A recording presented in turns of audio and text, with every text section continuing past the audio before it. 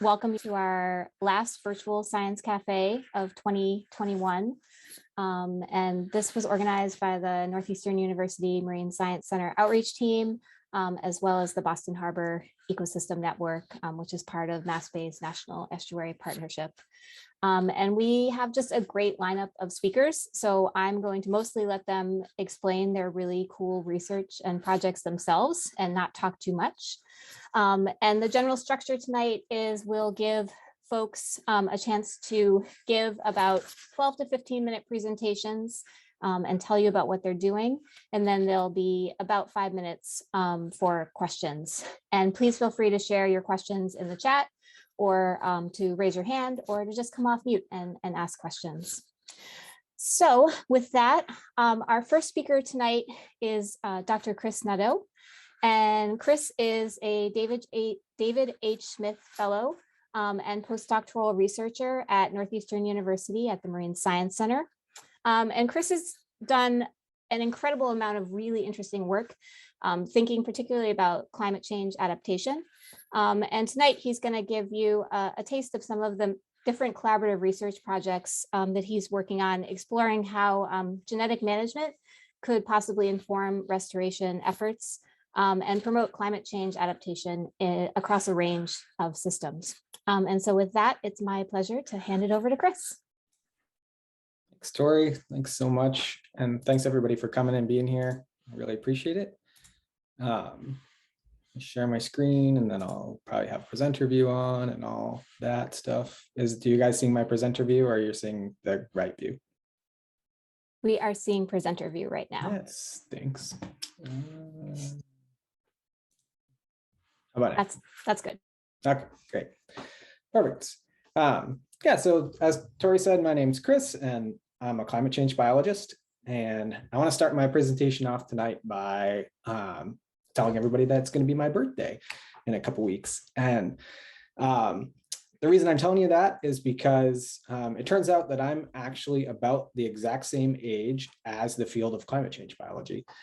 And so about 40 years ago, when I was just a wee baby getting baths in the kitchen sink, this guy on the bottom, Dewey McLean, a biologist at Virginia Polytech, was publishing the first paper to predict that climate change is likely to have huge effects on our natural environment. And so he wrote in his science paper in 1978 that a temperature elevation of only a few degrees as a result of human-generated alteration of the carbon cycle could trigger worldwide extinctions.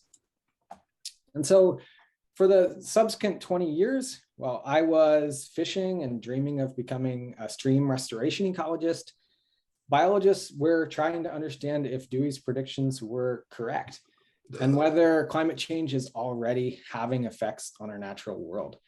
And of course, we know now that the answer is a resounding yes. Species are already moving north to escape the heat. They're rescheduling their lives to track the changing timing of the seasons. And unfortunately, some species have already gone extinct due to climate change. And for the last 20 years, while I was getting the degrees I needed to contribute to the science of climate change biology, biologists turned to trying to predict the future. And unfortunately, the outlook is kind of bleak. The best estimates we have to date suggest, from hundreds of studies, suggest that 1 in 6 species could go extinct under climate change. And so now, 40 years later, I and the field of climate change biology are seeking answers to 2 really important questions. Are our predictions of the future accurate? And if so, what the heck are we going to do about it? How can we stem the loss of biodiversity and ensure that the trillions of dollars that we're investing in habitat restoration and wildlife management today will continue to provide benefits for species in the future? And so today I want to suggest that habitat restorations might be the key to answering both of those questions. And specifically, I want to suggest that I think we can and we should be turning restorations into experiments that not only test and improve our predictive models, but also test climate change adaptation strategies that can help ensure the long-term success of our restorations. And unlike the other speakers tonight, I'm going to try to make this point outside of aquatic ecosystems. And so I'm going to talk about restorations in New England's mountain summits. But for those of you that are here to hear an aquatic restoration story, I want to assure you that the example I'm going to provide is applicable in many different ecosystems. And in fact, we're already kind of doing similar things in other ecosystems. So for those of you that aren't familiar, Northeastern mountain summits are some of the most beautiful locations in the Northeast, if not in the world. And they're home to a whole host of unique plants and animals. And because of that, they're also some of the most visited places in the world. And so Mount Monadnock, which is just northwest of Boston, for example, is said to be the second most climbed summit in the world next to Mount Fuji. And so because of that, this heavy foot traffic and because of historical fires, the summits and the vegetation on those summits has been highly degraded. And so the ecosystem on many summits in many places is reduced to just bare rock. And so now many agencies in the Northeast are trying to work to restore both the soil and the vegetation to these mountain summits. But heavy rain events and increased temperature under climate change threaten the long-term success of those restorations. And so what can we do to try to ensure that the money that we're investing in those restorations now will continue to provide benefits in the future as climates change? Our answer to that is what we're calling the Sustainable Summits Project.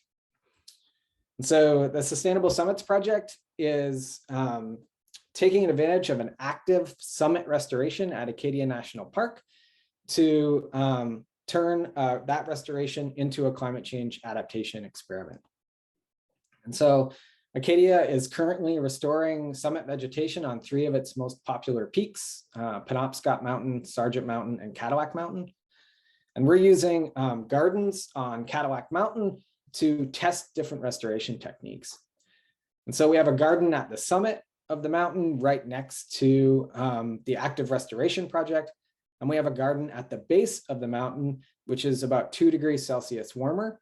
And treatments that we put in that base garden allow us to understand how a restoration might fare in the future under climate change. And so I just want to highlight too that this is a partnership between Acadia National Park, the Schoodic Institute, and Randall Hughes at Northeastern University. And I want to highlight that we're using these gardens rather than incorporating our experiments directly into the restoration, because we don't want the plants that we're using in the restoration to get out into the wild quite yet. But we could be doing this in the right in the actual restoration. And that'll maybe make a little more sense in a second. So we're focusing on a plant called three-toothed cinquefoil. And three-toothed cinquefoil is just this small perennial plant that's common on mountain summits in the Northeast. And it's also commonly used for restoration of these bald rocky areas. And it's one of the focal species of the Acadia restoration. However, three-toothed cinquefoil models predict that it's super sensitive to high temperatures. And because of that, predictions for the future suggest that 98% of the places where it currently occurs are likely to become unsuitable for the species in the future. And so there's a big fear from Acadia that if we restore this species now, it won't be long before those restorations fail. But again, my questions are, well, are those models accurate? And if they are, is there something we can do to try to prevent that restoration from failing in the future? And one of the most commonly recommended strategies for helping a restoration become more resilient is to source plants from multiple populations throughout its distribution. And use those plants at the restoration, which can then increase genetic variation. And years of research, much of it by the Hughes Lab, suggests that increased genetic variation can increase biomass and make a restoration more resilient to disturbances. And a very similar strategy with a small nuanced change is instead of just sourcing plants from multiple populations, maybe we should be sourcing plants from populations that have climates similar to predicted future climates at the restoration site. So in this case, this would be warmer climates, climates that are warmer than they currently are on Cadillac Mountain. And so the second strategy is being considered, if not employed, in many ecosystems right now, ranging from seagrasses to oak forests. But there really isn't a great test of this strategy to help ensure managers that investing the time and the risk in these types of strategies will actually make the restoration more resilient to climate change. And so the Sustainable Summits Project is trying to provide that test and provide that evidence so that we can be more confident in our restoration strategies in the future. And so this spring, I was lucky enough to hike over 60 miles and up over 15,000 feet in elevation to collect three-tooth cinquefoil from 31 locations throughout New England. We took those plants to Acadia and we created 60 different experimental populations, so experimental restorations in those gardens on Cadillac Mountain, both at the summit and at the base. And so the first populations we created, 1/3 of our populations included only local plants, only plants that we collected from Cadillac Mountain. And that follows the practice that Acadia is currently using for restoration. The second third of our treatments included a mixture of local plants and foreign plants that came from locations in New England that have a similar climate to Cadillac. And the remaining third of our populations included a mixture of foreign plants and plants from climates that are warmer than Cadillac. And so we planted these plants in May and June of this year. And then in August, after the plants had experienced the hottest temperatures of the summer, we recorded the percent of area within each plot that was covered with three-tooth cinquefoil. And so remember, models predict that three-tooth cinquefoil is highly sensitive to temperature. And so that means that we would predict that at that warm base garden, cinquefoil should be performing poorly, right? It should be stressed. And therefore, we should see lower percent cover, which is shown here by that lower right green bar. But in fact, we saw exactly the opposite. The plants are doing really well at that warm base garden. They're growing much better than they are at the summit. And so it leads us to ask, are our models wrong? And we don't know yet. Last summer was one of the coolest summers, and it was a cool summer, and it was one of the wettest summers on record. And so maybe last year was just a particularly good summer for growing three-tooth cinquefoil, and we'll see something different in the next couple of years. But I want to suggest maybe an alternative. So one possible alternative is that all that precipitation increased soil moisture, and actually soil moisture might decrease the sensitivity of three-tooth cinquefoil to increased temperatures. And we have some evidence from the greenhouse that this might be true. And so if that's true, then our models are probably wrong, because our models currently suggest that precipitation is not important for predicting the future of three-tooth cinquefoil. And our management might be wrong too. And so the Schoodic Institute and Acadia are now considering nature-based solutions to keeping moisture in the soil. And that's planting lichens and mosses with three-tooth cinquefoil to hold in the most moisture during those hot, dry periods, and hopefully making the restoration more resilient to increased temperature. Now, we would also predict that from previous research that the treatments where we included multiple source populations should do better. So they should have a higher percent cover, which is shown here by the higher red and blue striped bars on the right. And we would also predict that treatment where we included individuals from warm populations, that it might do particularly well in the warm base garden. But again, this is science, I suppose. We did not see that. And so far, we've seen that really doing all this work to incorporate multiple source populations has had little effect on the performance of cinquefoil in either one of the gardens. And so I want to stress that this is a really preliminary result. So we've monitored this experiment for now just 1 month of what we hope to be probably 3 years of monitoring. And so we might see something very different in the future. So there's a lot to learn still from this experiment. And I think that's true of climate change biology in general. There's a lot that we still need to learn.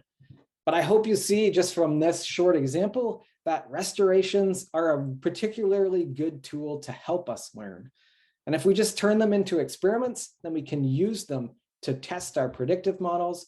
And more importantly, we can use them to test adaptation strategies that could improve the long-term success of our restorations and help stem the loss of biodiversity under climate change. And that's really, really important, because if these predictions are accurate, then climate change is going to have a profound effect on life as we know it. And we can't wait for another generation of climate change biologists to be born and grow up before we take action. We can't wait for them to solve the problem for us. We need to take action now. And so I hope for the scientists in the crowd, this short talk inspires you to reach out to your management agencies and restoration ecologists and see if there's opportunities to incorporate experiments into their restorations. And if you're a manager or a restoration ecologist, then please reach out to scientists. We'd love to help. We'd love to incorporate experiments into restorations and hopefully make a big difference for the future. So I just want to very briefly just thank Northeastern University, the Hughes Lab, folks at Acadia National Park, and folks at the Schoodic Institute that have contributed to this talk and the ideas that I talked about today. And of course, the David H. Smith Conservation Research Program, which has funded me for the last 2 years. And with that, I can take any questions. Awesome. Thank you so much, Chris. Folks are welcome to come off mute and applaud or reaction applaud. That was really great. And you already have a comment in the chat from Lucy, really interesting experiments and models, Chris, and just great science. So now we have time for questions from the audience. And I see Teresa has her hand raised, so I'll pass it over to Teresa. Thanks, Tori. Great talk, Chris. Thank you. How did the observed temperatures compare to kind of the max ranges for three-tooth cinquefoil that you've observed so far? And, you know, yeah, how does that influence your interpretation? Yeah, that's a good question. I haven't looked, to be honest. So three-tooth cinquefoil occurs all the way down to Georgia and the Appalachian Mountains. We don't know where in Georgia because it's endangered down there and they won't tell me, but yeah, so I'm guessing it experiences some warmer temperatures. But again, this year, I think was just particularly cool. I don't think they experienced extreme temperatures this year. And so, I mean, I'm not hoping for a heat wave next year, but for my experiment, a heat wave might be a nice addition. So yeah, I think it was just, I think this year was just too cool, if that answers your question. Awesome. Thanks, Chris. Next up, Sarit and Helen. Hey, Chris. That was an awesome talk. I had a question. You mentioned precipitation and like soil characteristics, soil moisture. And I was thinking about like what that might mean in terms of sourcing and whether that like sourcing for temperature might overlap with like those variables too, or if you had any ideas about that. Yeah, it's a super great point, I think. I don't have much ideas about that. I mean, so cinquefoil generally occurs in really well-drained soils. And I think that's just because it can compete with the very few other plants that can occur in those well-drained soils. I'm not a plant biologist, so somebody can correct me if I'm wrong. But and so most of the places I went to, I collected it from these really gravelly, well-drained soils. But I think you bring up a good point. I don't know if this is the point you were trying to bring up, but temperature is not the only thing that species are adapted to. I don't know if that's where what you were trying to get at, but and I think that's one of the hard things with this strategy of trying to focus on temperature specifically, or focus on any particular climate variable. There's so many other things that could be important, from the soil type to the herbivores in the area to any things we're not even thinking of, right? And so yeah, I think one of the questions for me is, should we be focusing on climate and really trying to target specific populations, or should we just be going out there, getting a handful of as many different populations as we can and using that and hope we hit on the right thing that way? I don't know the answer to that, but I hope to test that soon. Yeah, thanks so much. Thanks, Chris. I think we have time for maybe one more question, and then Grace, if you'd like to type your question in the chat, and then Chris can answer it that way. Max, do you want to ask a question? Yeah, well, this just goes where you were going with that answer, Chris, but I was curious about what you're saying about, the lichen kind of acting as a mulch for the cinquefoil, and just wondering, how do you think about, as a scientist, think about, okay, I'm interested in cinquefoil, but we know this plant is probably growing in community with some other plants. Is there a version of this experiment that you thought about that kind of included biodiversity, or just interested to hear kind of how do you start like looking at that picture? Yep. Yeah, I think that's a really great point. And that's our next step. That's what we're trying to seek funding for now, is actually doing this right within the restoration. And the restoration incorporates a lot of other species. And so, yeah, I think, and then it's just going to get tricky about thinking about sourcing multiple species from multiple source populations. I mean, it's going to get messy really fast. So we haven't thought a lot about that aspect yet. We're just trying to figure it out on a single species basis. But yeah, the next step is to do this with cinquefoil that are competing with other species. So we have a plot. We actually do, I didn't mention it, but we actually do have a plot directly in the restoration right now that mimics the exact treatments that we have in the gardens, but there's other species planted in there with it. And that's the purpose of that, is to see, when we do these experiments with cinquefoil in isolation, do we see the same results when they're now competing for water, competing for nutrients, competing for space with these other species used in the restoration? So yeah, lots and lots more to study. Awesome. Thank you so much, Chris. I think lots of really interesting things to think about in terms of restoration and opportunities for experiments. And kudos to you for adorable pictures throughout your lifetime incorporated into your talk. That is impressive. I like it. Next up, we have Max Rome, who is a PhD student in environmental engineering at Northeastern University. And Max is going to talk about the Charles River Floating Wetland project. And this is a wonderful ongoing collaboration between the Charles River Conservancy and Northeastern's College of Engineering. And we're particularly excited to have Max back with the bee hen community. He presented several years ago, and so we're excited to hear how things have been going since then. So yeah, thank you. Thank you so much for having me back. And I'll try and give a little talk that for people who don't know about the project, we'll catch them up a little bit. And if you do know about it, we can talk about some fun things. So, first the big picture, here's the Charles River Lower Basin. And, I think Chris's talk is a wonderful kind of counterpoint to what we're doing with this project, because, unlike a pristine mountaintop, the Charles River Lower Basin is a completely man-made, environment. This used to be a saltwater estuary, and now it is, basically like a warm, flat sheet of water with a really weird mix of species in it. And, notably what's really absent from the river is kind of littoral vegetation or wetlands that would have historically been an important part of this water body.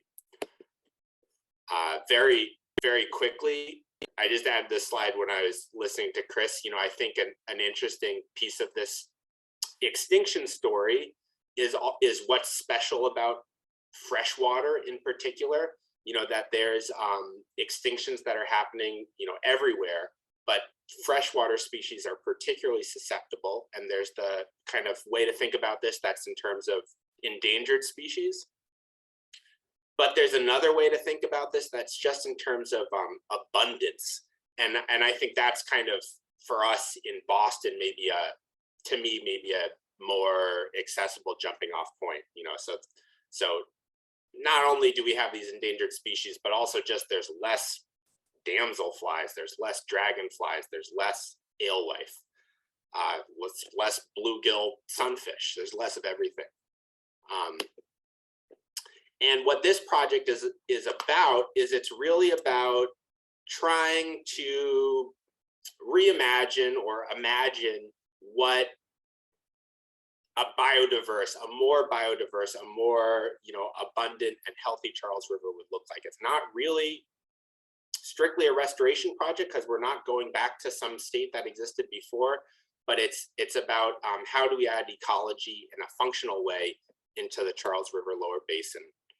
And, you know, this is a view of our wetland this summer, 2021, which people who spend, you know, time on the Charles River, I think you can kind of appreciate that this is, you know, this is something that you don't usually see in the river. This is, yeah, I'm just going to kind of start with some pictures and then we'll kind of talk a little bit about theory and then we'll talk a little bit about preliminary results. But this is what the floating wetland looked like at the beginning of 2020. So you can kind of see this rooting matrix. You know, basically what a floating wetland is it's a buoyant raft that plants can grow on, and they secure themselves onto the raft and they send their roots down to the water. So this is 2020 and this is 2021. So kind of one of our, you know, first goals with this project was just to understand which plants are going to do well and can we establish really robust plant growth on this wetland. A little bit of background in terms of, you know, what are some of the unique water quality challenges in the Charles River. You know, the first one is bacterial contamination. So that's something that people think about a lot with the river. If you talk to old timers in Boston, they grew up swimming, like real old timers, people in their 80s, they grew up swimming in the river on hot summer days. And that's been not an option for a while because of the level of sewage contamination in the river. That contamination has decreased a lot, especially over the last 10 years, but it's still a big problem, especially on wet days and especially near the Muddy River, which flows right through Northeastern. Another problem are algal blooms. So, you know, this big, warm, nutrient-rich water body is a perfect place for cyanobacteria to grow. And there's a number of species that bloom in the river. The main one is called Aphanizomenon. And most summers, the river is actually closed.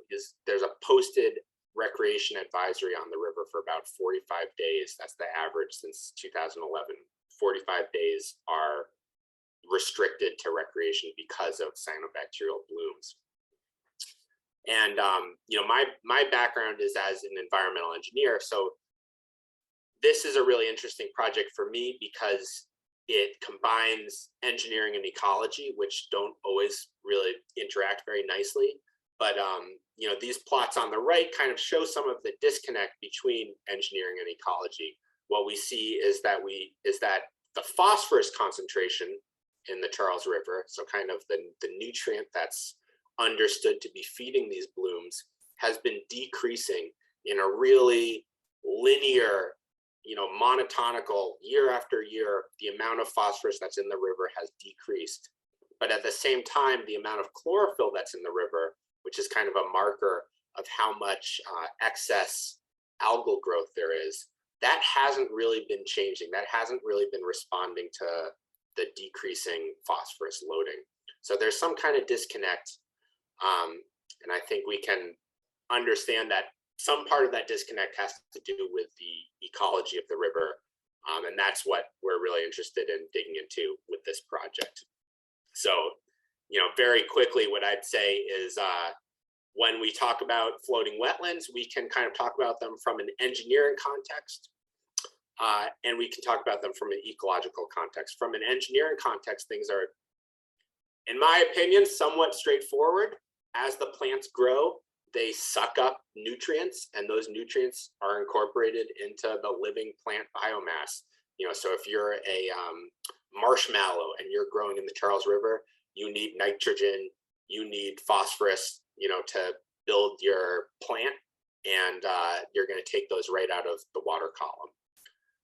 So that's, you know, nutrient reduction. That's one piece of what a floating wetland can do. But another aspect of floating wetlands that, you know, I've been really interested in is how do they change the ecology of the river, how can they kind of locally shift the food chain, and especially the organisms that graze on algae. There's a lot of kind of different ways to think about it, but well, I'll say there are two diametrically opposed hypotheses about this. One is called the shoreline avoidance hypothesis, which says that if you've got a lot of plants in the water, the zooplankton are actually going to avoid that shoreline because there's a lot of predators. And the other hypothesis, kind of articulated by Ben Shapiro and some other folks in the 1980s, was that zooplankton may actually seek refuge on, you know, lily pad stalks and on littoral vegetation, and that can really help them to control algal populations in places where there is more vegetation. So a little bit about our experiment.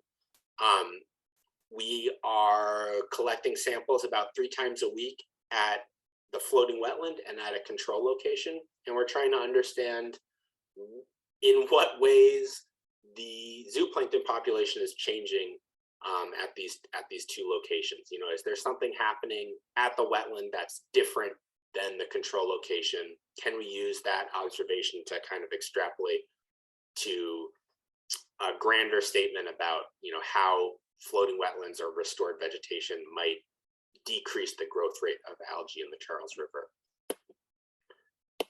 And this is kind of the raw data that we're working with.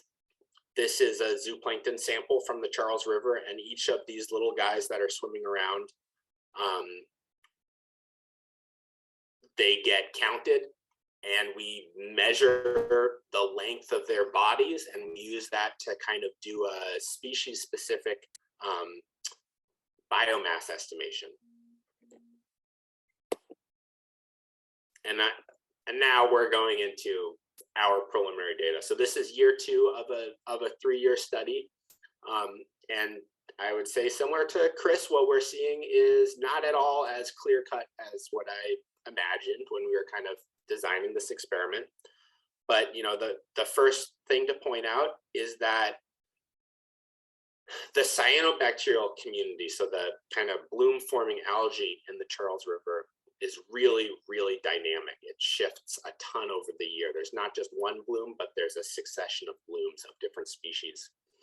And what I like about this plot is it shows that, you know, there's something very erratic happening, but that it's happening in a very similar way at both the control location and the wetland location. So even though there's a lot of variability, the kind of broad strokes of change throughout the season are occurring, you know, in tandem kind of throughout the river. And as we look at the abundance of different organisms, and as we look at the mean body size of different organisms, we see something very similar. You know, the abundance of these organisms is very, very dynamic. Just as there's blooms of algae, there are also blooms of rotifers. And there are, you know, times when there's a great abundance of larval copepods, and there are times when there's, you know, very little. And this is kind of reacting dynamically to what's happening with the algae. So here's kind of another view of this. This is looking at the wetland and the control location kind of throughout the year. We can talk about this in a bunch of different ways, but I think the main thing to point out is that, you know, first of all, what we're seeing so far is that the wetland and the control location look very, very similar. There's not statistically significant differences between which zooplankton are living at each location. But it's really interesting to kind of see who is in the water. And the bulk of who's in the water are, you know, actually these rotifers and a type of rotifer called a splanchno, which is a very large, sometimes predatory rotifer. So it's a complicated picture basically, but this is a really good kind of starting point for us to start understanding what is the interaction between zooplankton and cyanobacteria. And this is a plot that takes all of these different species and then just says, okay, give me the total abundance in milligrams per cubic meter throughout the summer. And what you can see is that the abundance, and this abundance kind of has a somewhat straightforward relationship to grazing rate, so how much algae these guys are eating, but the abundance is very, very variable throughout the year. And the abundance is actually highest when the algal blooms are not occurring. So this is kind of, interesting early data, something that we're, teasing apart, trying to understand.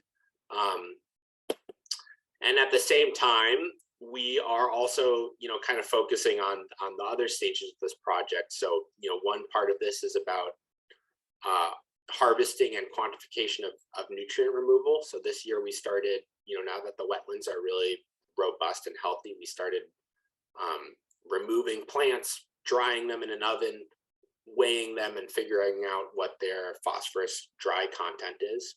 And then we've also been working to just document and understand what is the biodiversity that's represented on the islands. Here's a little picture of a monarch butterfly caterpillar that was on some of the milkweed on the island.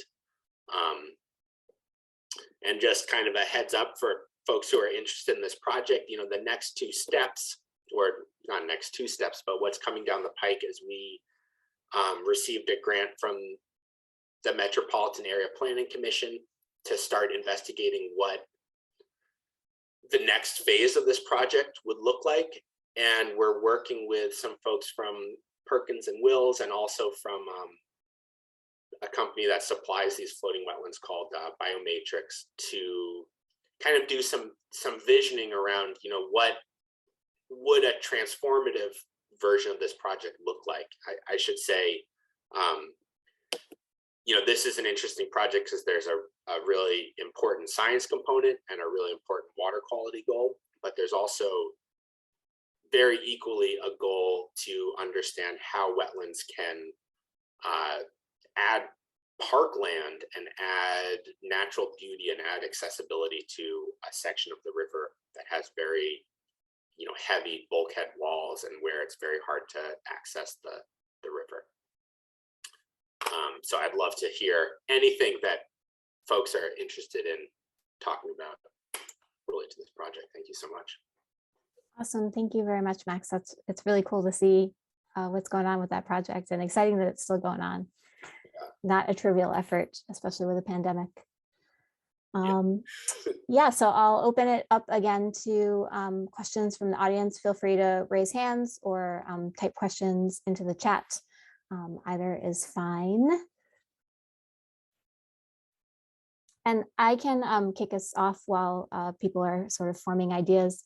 I guess one question, so yeah, it's striking, like you said, how similar the wetland location and the control location are. And I was curious, given that the longer term plan is to kind of scale up, how much you think like the size of the existing wetland may be affecting the pattern that you're seeing, where there's not that much difference between one location versus another. And if it was potentially larger, which I realize is not a trivial effort, not suggesting that's what should be happening right now, but if you might expect that to sort of affect some of the patterns that you're seeing. Yeah, I mean, it would make a lot of sense to me intuitively, and kind of based on other work that I've seen, that the larger the project would be, the more likely we would be to see an effect on the zooplankton. And obviously this project was kind of, it's an expression of what is possible, what size project is possible to do. So yeah, I think that's a great point. I think that, I think it's very possible that at the end of this 3-year experiment, we'll say, there were some very subtle changes that were interesting at the wetland location, but nothing you could hang your hat on if you were, trying to talk to regulators about this. but I hope, kind of again echoing Chris, that as this project moves forward, I really hope that there can be a data collection piece that moves along with it, so that we can see whether that story changes as as this kind of reaches a critical size. Awesome, thanks. Chris, question? Yeah, that's really cool, Max. I never heard of floating wetland before, and yeah, it's super neat. I'm curious, kind of similar to Tori, but what do you think about river flow, and how are you potentially seeing similar biological communities because they're just kind of drifting down from above? And how do you account for that in the future, if you think it matters? Yeah, it's very possible. The assumption here is basically that we're going to neglect river flow in the Charles River, because the lower basin is most of the time moves extremely slowly, and you can even see that with the blooms. Like the epicenter of the blooms is kind of near North Point Park, and the blooms move upstream and the blooms move downstream.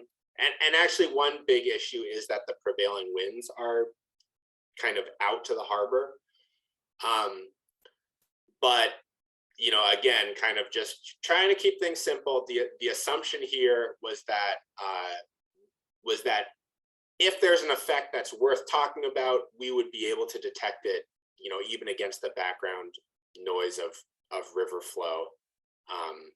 And of course, all of these zooplankton organisms are very mobile. Even the rotifers can go where they want in a gradient of water, can find the spot in the water column, can go to the shore, can go away from the shore. So that was the assumption, but definitely, could be wrong. Awesome, thank you very much. Max, you do have one more question in the chat, and if you don't mind addressing that maybe in the chat, and I'll move us on to our last presentation to keep us on schedule. But thanks very much. It's really cool to see what's been going on with that project, and so fun to see those awesome plants on the Charles River. So. And I'll just say, next summer they'll be out again, and it's really cool and beautiful. And come take a kayak tour, send us an email, or just rent a kayak at Paddle Boston in Cambridge. Science Cafe field trip, is that what you're saying? Absolutely. There's like a song sparrow out there. It's very peaceful and delightful. And there's weird organisms. There's bryozoans. There's freshwater sponges, damselflies. Come check it out. All right, thank you. That sounds awesome. Thanks, Max. All right. Last but absolutely not least, we have a couple of folks from the Mlt2 team. So we have Louiza Wise and Gabe Cira. And I'm really excited to have these folks here because I've had the pleasure of talking to them a couple times, and they're going to talk to us about a multidisciplinary effort that's really thinking about how to implement a network of interconnected floating wetlands in Boston Harbor to enhance coastal climate resilience. So some interesting parallels with the talk that we just heard, but a different approach and different ideas. So I will pass it over to Louiza and Gabe. Thanks, Tori. Yeah, so as Tori said, we're Mlt2, me and Gabe, and we also work with Dr. Julia Hopkins, who's a professor at Northeastern. And Chris, if you have never heard of floating wetlands before, well, now you're getting two in one go. So we'll just talk a little bit about what our project is and some updates that we've been working on over the past year.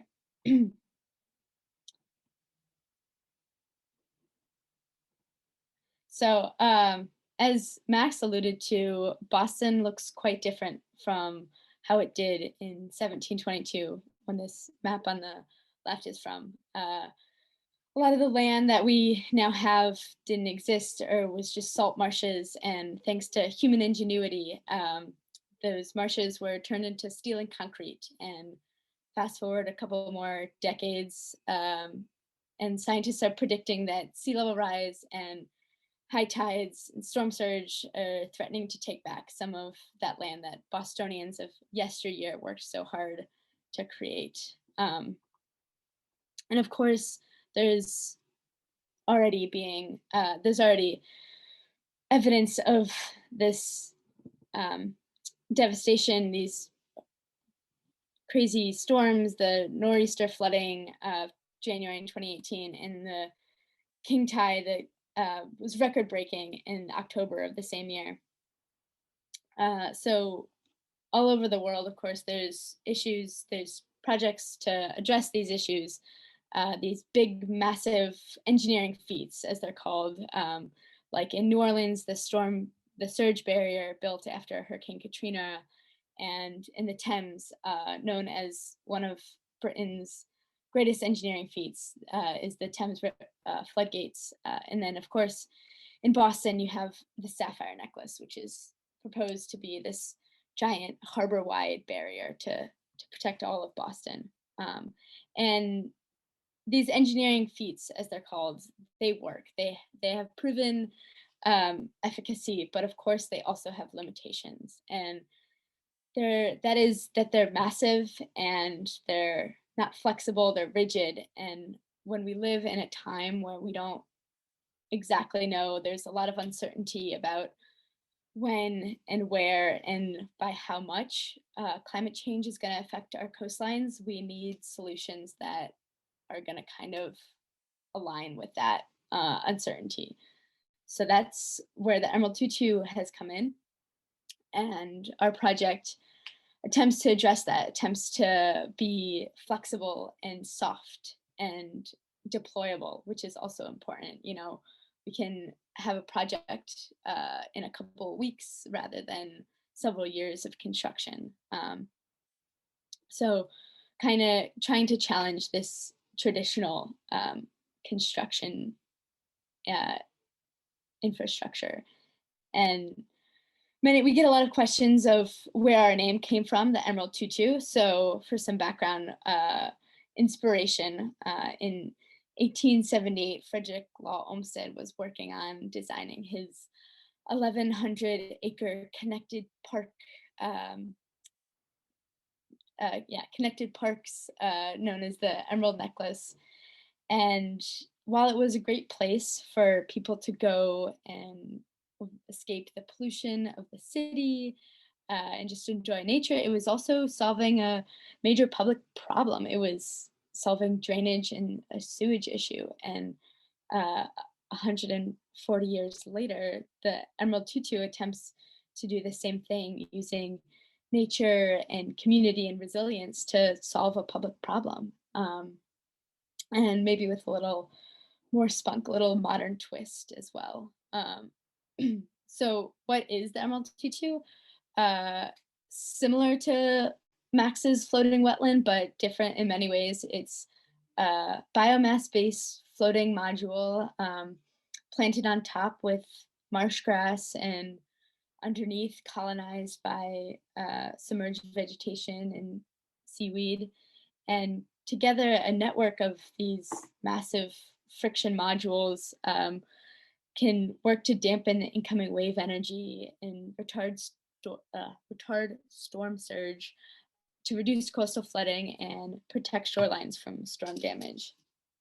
And this is all fine and dandy, but no idea is worth anything unless it's proven. So this past year, we've been hard at work at doing that. And over the summer, we built and launched our first prototype at the East Boston Marina.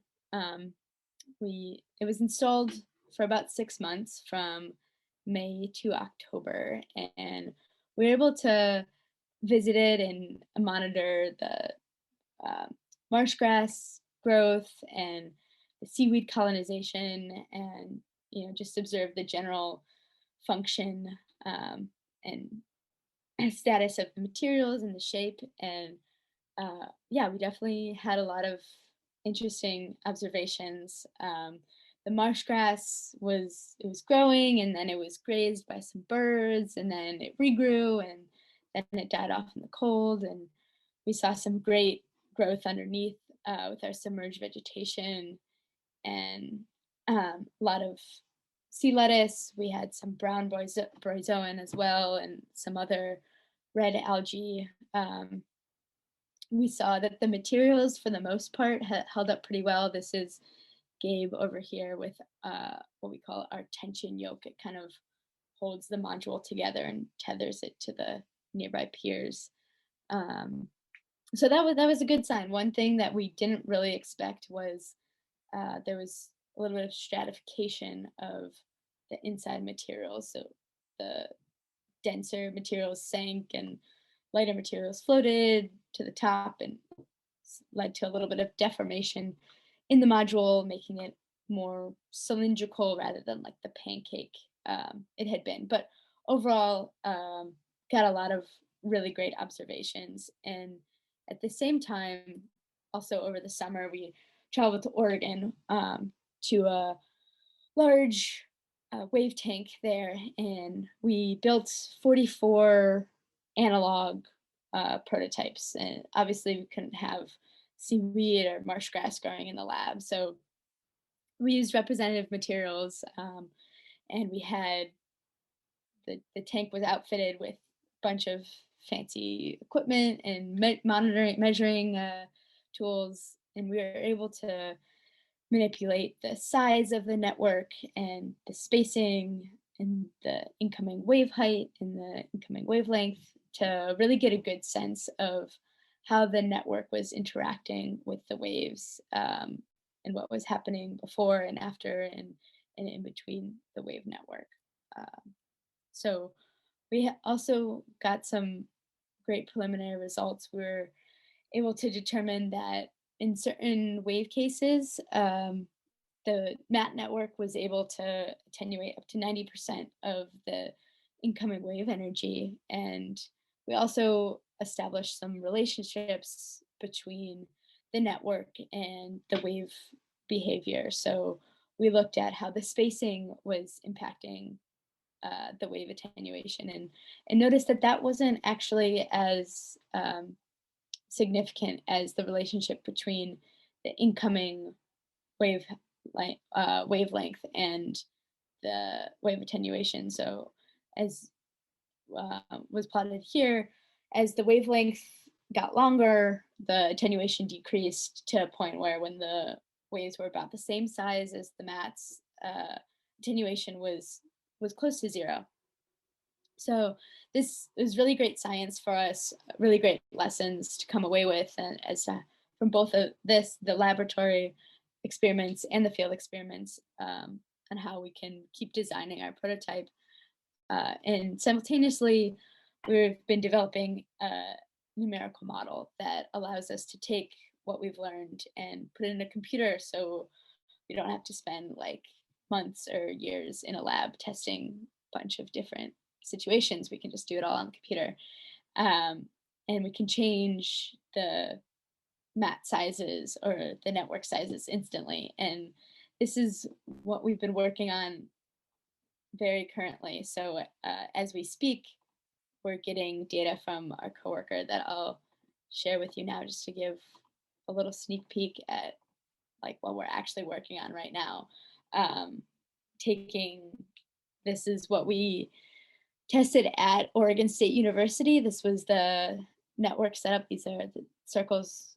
It's a graphical representation of the modules, and they were tested at half scale because of the limitations of the wave tank size, but we were able to use this numerical model to double the size to what we actually want. And then we thought, okay, well, what happens if we double the size of the network, or triple the size of the network, or maybe we make the spacing really small, make it a super dense network? What if we have 2 size mats, or what if we have 3 size of mats in there, so that the waves they become more disturbed and less uniform? Is that going to have an impact? And like I said, looking at maybe too what happens if there's some barrier, maybe like a shoreline or revetment that's sticking out. And I'm getting an update. So yeah, like I said, this is really new. Just getting this information yesterday from our coworkers. So we haven't even really had time to analyze what some of this means, but this is the direction that we're moving in.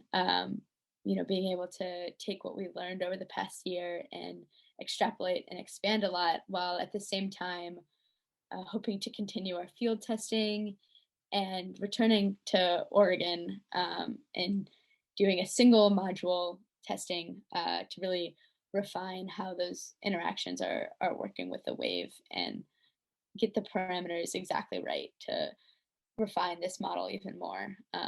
So yeah, we're working on all this, and at the same time hoping that society is kind of moving in the same direction, and we're seeing a little bit of this adoption of natural and nature-based solutions popping up here and there, but there's still generally it's the adoption of them is not quite as robust as we would hope. But moving with our science and research, and hopefully regulation and public perception will move in the same direction, so that we can see these big hopes and dreams and follow the path of all this research to come up with a solution that can really work and help us return marshes to Boston without sacrificing the land. So that's just a brief introduction to what we are, who we are, what we're doing. And Gabe, if you have anything to add or any questions now, I'd love to hear them. I think you covered everything. Thank you. Awesome, thank you. It's really cool to see all the new data and all the work you have been doing. It's really exciting. If anyone has a question, feel free to raise hands or toss something in the chat.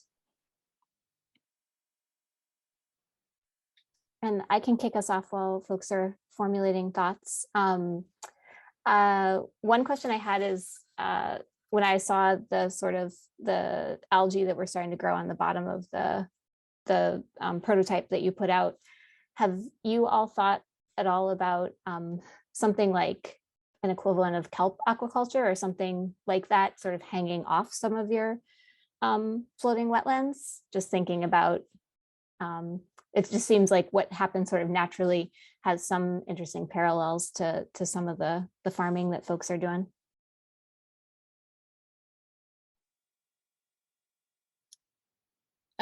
Yeah, I think I'd say we've thought about it a little bit, but really trying to keep the modules and the networks, that the project as simple as possible.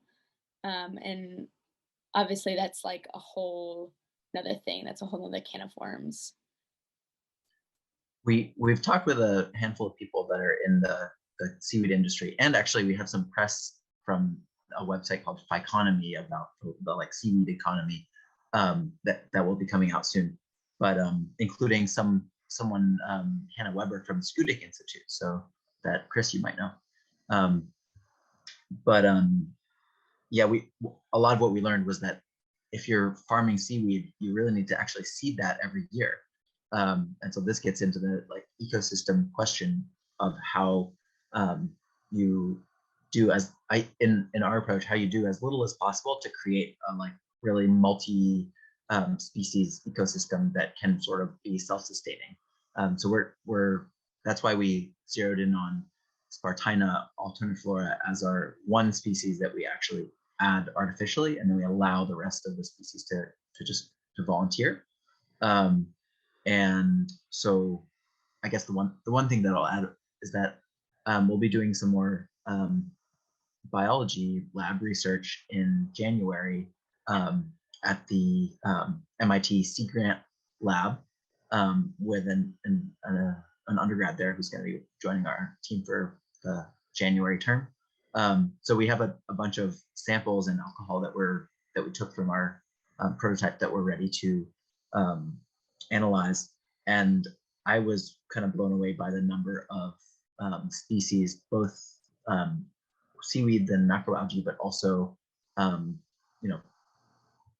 fauna that was also hiding in there. We had a bunch of little crabs scuttering around when we started opening it up, and these little, actually kind of freaky worm guys. So we captured one of those.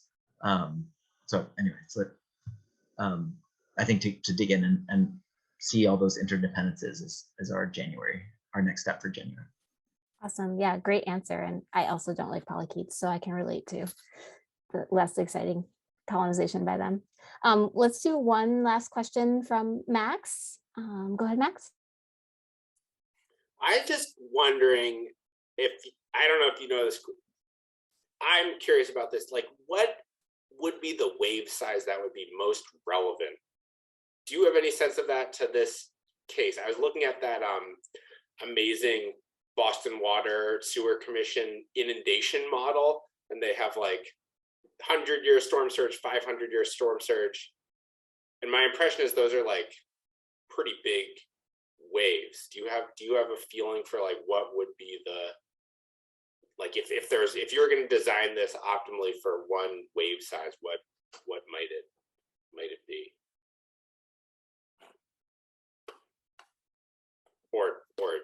Or not, but that would probably be a great question for Julia Hopkins, who works with us, and she's definitely in charge of the hydrodynamic side. So I can't answer that. I don't know if Gabe, you have a better answer. I don't have the exact number of meters exactly, but one thing that we've been learning from Nick's models that Louiza was just showing you a few samples of, that there is a kind of cumulative effect. So the thicker it is, or the more rows, the more attenuation you have.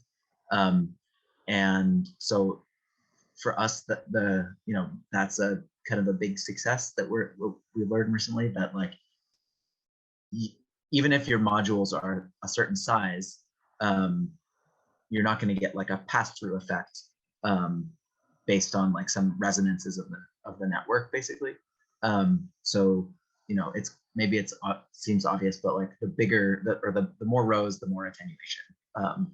So that's why we've started by showing these like larger swaths of the network to like have as much of an effect as we can on those waves.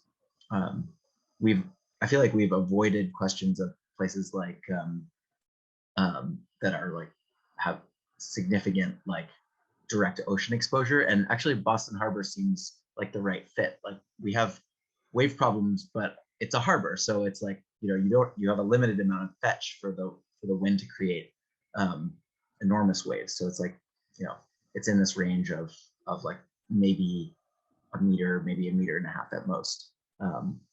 So Awesome. Thank you very much. Yeah, I just want to give a final thank you to all of our speakers, Chris, Max, Louiza, and Gabe. It was really cool to hear about what you all are doing. And yeah, I'm excited to see these approaches implemented in New England and hopefully beyond. And thank you all for coming tonight. I know that this is a crazy time of year and we're all just kind of creeping toward the holiday break. So thanks for making time to join the discussion and support these folks. With that, I will give you all your evening back. So thank you. thank you so much. see everyone. Thank you all.